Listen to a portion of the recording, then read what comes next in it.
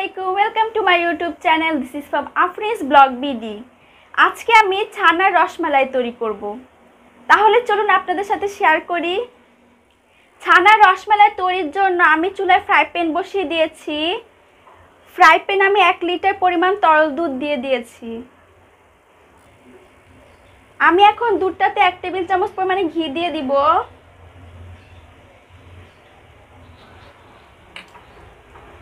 ঘিটাকে নেড়ে চেড়ে একটু মিক্স করে নিব।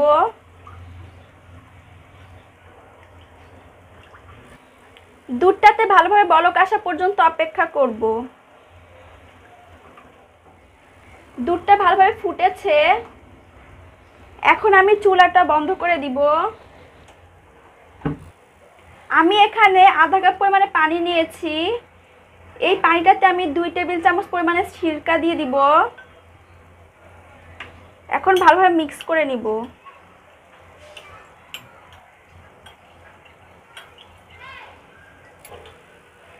সিরকা বা হোয়াইট ভিনেগার পানির সাথে ভালো মিশানো হয়েছে। এখন আমি অল্প অল্প করে এখানে দিয়ে দিব আর নাড়তে থাকবো।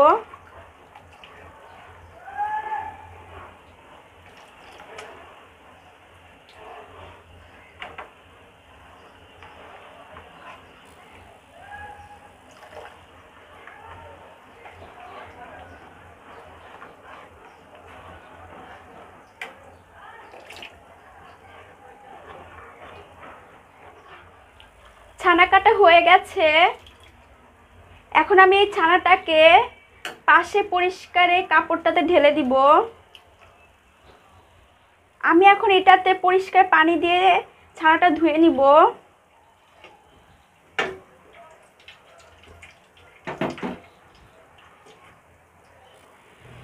আমি এখন এটাকে এভাবে চিপে পানিটা ঝরিয়ে নিব।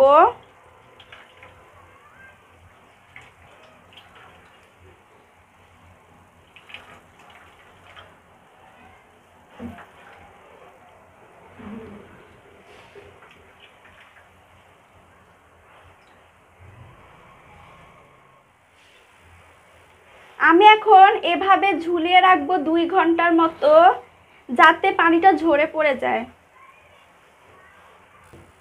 আমি এর মধ্যে রসমালাইয়ের জন্য শিরা তৈরি করে নিব। শিরা তৈরির জন্য আমি চুলায় ফ্রাই প্যান বসিয়ে দিয়েছি। এখানে আমি 4 কাপ পরিমাণে পানি দিয়ে দিয়েছি। এখন আমি এখানে 2 কাপ পরিমাণে চিনি দিয়ে দিব। চিনিটাকে পানির সাথে মিক্স করে নিব।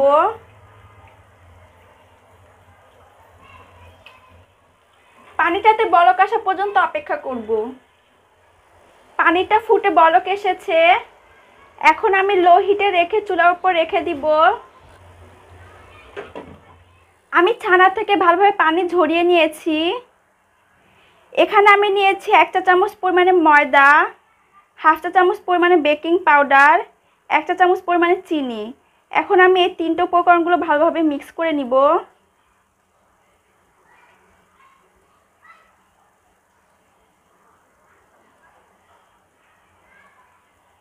এখন আমি এই ছানাটাকে একটু গুঁড়ো করে নিব।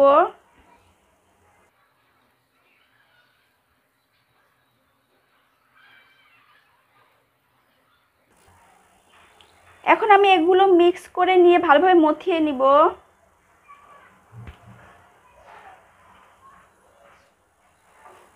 এভাবে আমি এটাকে 5-6 মিনিটের মতো মথে নিব।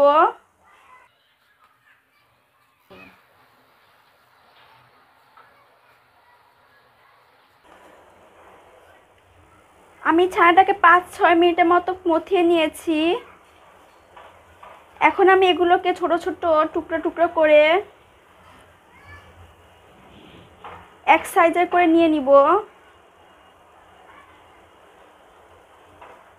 এরপর এগুলোকে এভাবে গোল গোল করে, তারপর হালকা একটু লম্বা করে এরকম করে বানিয়ে নিব।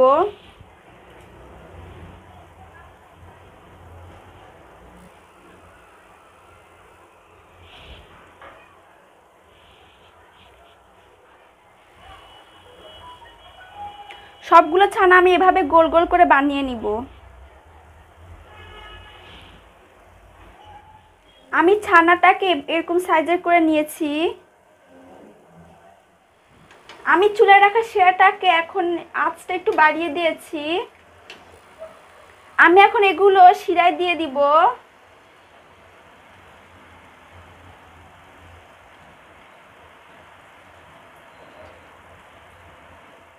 আমি এখন এটাকে ঢাকনা দিয়ে হাই হিটে রেখে 10 মিনিট জাল করে নিব।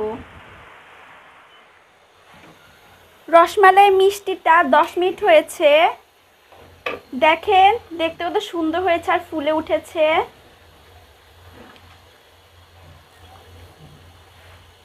দেখতে কত পারফেক্ট হয়েছে।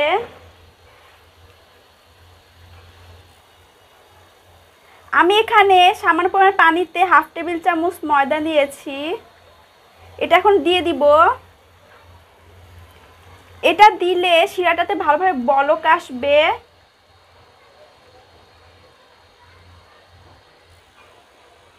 এটাকে আমি ঢাকনা দিয়ে আরো 10 মিনিট জাল করে নিব।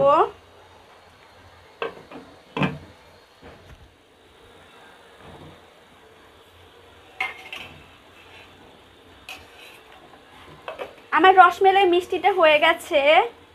আমি এটাকে মোট 20 মিনিট জাল করে নিয়েছি।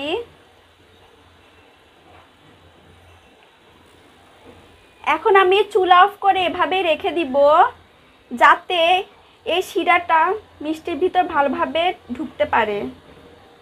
1 ঘন্টা এভাবে রেখে দিব চুলা অফ করে।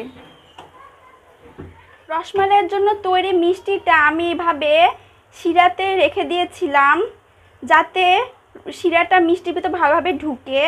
এখন আমি এটা তুলে নিব।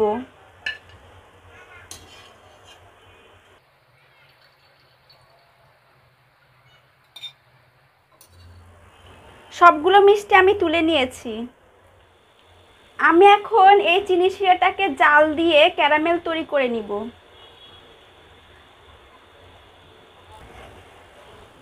আমি এখান থেকে কিছু শিরা তুলে নিব, না হলে রসমালাইটা বেশি মিষ্টি হয়ে যাবে।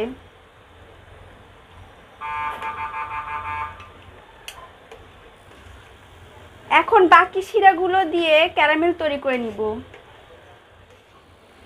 ক্যারামেলটা তৈরি হয়ে গেছে। এখন আমি এখানে 1 লিটার পরিমাণ দুধ দিয়ে দিব।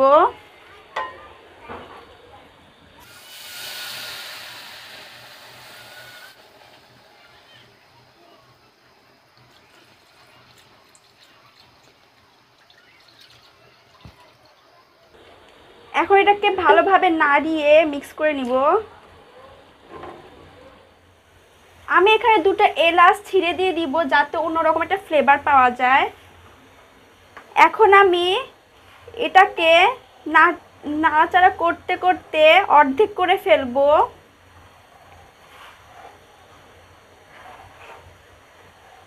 অনবরত নাড়তে থাকবো, না হলে নিচে দিয়ে লেগে যাবে।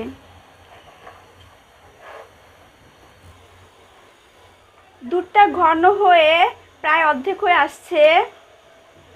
এখন আমি এখানে 1/3 কাপ পরিমাণে কনডেন্সড মিল্ক দিয়ে দিব।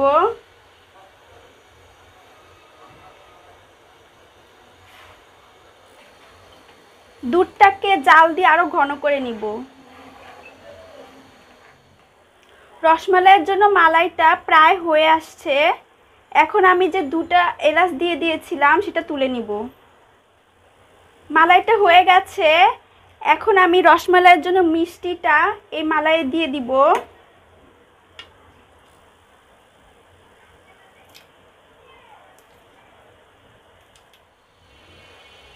এখন আমি মালাইটা ফুটে ওঠা পর্যন্ত জাল করে নিব।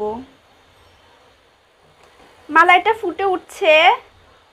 এখন আমি চুলা অফ করে চুলা থেকে নামিয়ে নিব, আর এরপর এটাকে ঢাকনা দিয়ে সারা রাত রেখে দিব। সো গাইস, দেখেন তৈরি হয়ে গেছে রসমালাই।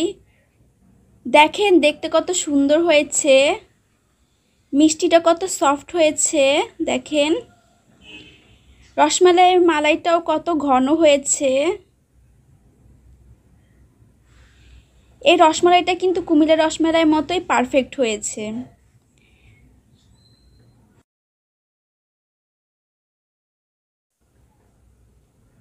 রসমালাইটা দেখে বোঝা যাচ্ছে রসমালাইটা অনেক মজার হবে। আপনি রেসিপিটা ট্রাই করে খুব সহজে পারফেক্ট রসমালাই তৈরি করতে পারবেন। আর আমার এই ভিডিও যদি ভালো লাগে তাহলে আমার চ্যানেলটি সাবস্ক্রাইব করবেন, লাইক আর কমেন্ট করবেন। আল্লাহ হাফেজ।